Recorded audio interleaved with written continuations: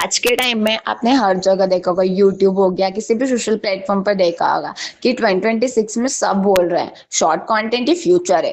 Reels, shorts, 30 second hooks और honestly ना attention capture करने के लिए काफी इफेक्टिव भी है। लेकिन एक स्ट्रेंज थिंग है जो मैंने नोटिस की है, जो हाई टिकट प्रोग्राम्स होते हैं या जो सीरियस बायर्स होते हैं या फिर जो प्रोडक्ट एक्चुअल में कन्वर्ट हो रहे हैं उनकी अगर हम बात करें तो वहां पे लॉन्ग कॉपी जो होती है अभी भी काफी स्ट्रॉन्ग दिख रही है।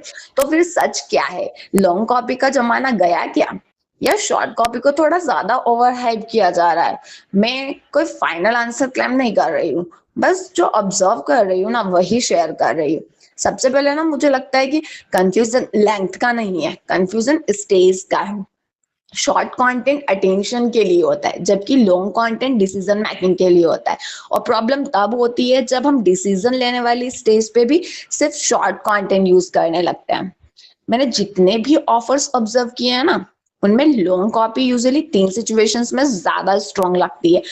फर्स्ट सिचुएशन ये होती है कि जब प्रोडक्ट कॉम्प्लेक्स होता है, ठीक है, या फिर कोई ऑनलाइन कोर्स हो गया, या फनल बिल्डर्स हो गए, टूल हो गया, सॉफ्टवेयर हो गया, कोई भी सॉफ्टवेयर हो गया, कैरियर ट्रेनिंग प्रोग्राम्स हो गए, है ना। तो यहाँ पे कोई ऐसा सॉल्यूशन जिसे समझना पड़ता है, जिसमें ऑब्जेक्शन ज्यादा होते हैं, ऐसे केसेस में ना लोग सिर्फ ज्वाइन नाउ देखकर बाय नहीं करते हैं। उनके दिमाग में ना क्वेश्चंस होते हैं, ऑब्जेक्शंस आते हैं कि ये कैसे काम करेगा, मेरे लिए रिलेवेंट है या नहीं है, इसका डिफरेंस क्या है और मुझे क्या रिजल्ट मिल सकता है। और दूसरी सिचुएशन ये होती है कि जब प्राइस हाई हो, जैसे कि 499 का प्रोडक्ट ले लो या 25,000 का प्रोडक्ट ले लो, दोनों में डिसीजन लेना सेम नहीं होता है। जितनी प्राइस हाई होती है उतना रिसर्च बढ़ता है, उतना ऑब्जेक्शन बढ़ता है, ठीक है, उतने ही कंपैरिजंस बढ़ते हैं, उतने ही ऑब्जेक्शंस बढ़ते हैं। और यहीं पर जो कि लॉन्ग कॉपी ट्रस्ट बिल्ड करने में हेल्प करती है। एंड थर्ड सिचुएशन ये होती है कि जब बायर ऑलरेडी रिसर्च मोड में हो, जैसे आप यूट्यूब या गूगल पर सर्चेस देखिए, बेस्ट सीआरएम टूल 2026 या best funnel builder for beginners, या फिर ले लीजिए बेस्ट ईमेल मार्केटिंग सॉफ्टवेयर। ये कैजुअल सर्चेस नहीं होते हैं, ये यूजुअली उस स्टेज के सर्चेस होते हैं जहां बंदा डिसीजन के करीब होता है और उस स्टेज पर ना डिटेल इंपॉर्टेंट होती है। लेकिन इसका मतलब ये नहीं है कि शॉर्ट कॉपी वीक है। एक्चुअली शॉर्ट कॉपी का रोल अलग है। शॉर्ट कॉपी क्यूरियोसिटी क्रिएट करती है, अटेंशन ग्रैब करती है, क्लिक जनरेट करती है। लॉन्ग कॉपी जो होती है क्लैरिटी देती है और क्लैरिटी डिसीजन को सपोर्ट करती है। इसलिए मुझे लगता है कि लॉन्ग वी शॉर्ट वाली डिबेट ना शायद थोड़ी मिसलीडिंग है। मैंने देखा है कई सारे जो मतलब पर्सन्स होते हैं, वो पर्सनली 5 चीजें ऑब्जर्व करते हैं जब भी वो अपनी कॉपी डिसाइड करते हैं।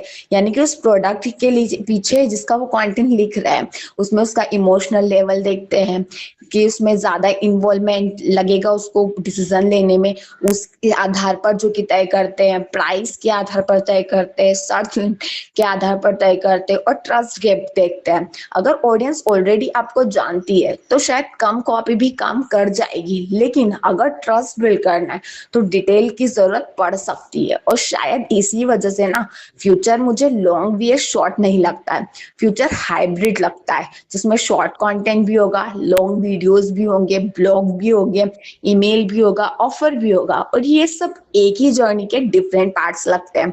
और शॉर्ट कंटेंट अटेंशन कैप्चर करता है, वही लॉन्ग कंटेंट जो होता है डेप्थ प्रोवाइड करता है।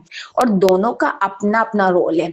मेरे ऑब्जर्वेशन के अकॉर्डिंग मतलब सिंपल है कि लेंथ ईगो से डिसाइड नहीं की जाती है, प्रोडक्ट डिसाइड करता है कि उसकी कॉपी की लेंथ क्या होगी, ऑडियंस डिसाइड करेगी किस तरह की ऑडियंस है, और बायर्स किस स्टेज पर है वो डिसाइड करेगा। क्योंकि जो चीज समझनी पड़ती है या समझानी पड़ती है उसके लिए थोड़ी स्पेस देनी पड़ती है। और शायद इसीलिए ना लॉन्ग कॉपी अभी भी गई नहीं है, उसका रोल बस इवॉल्व हुआ है।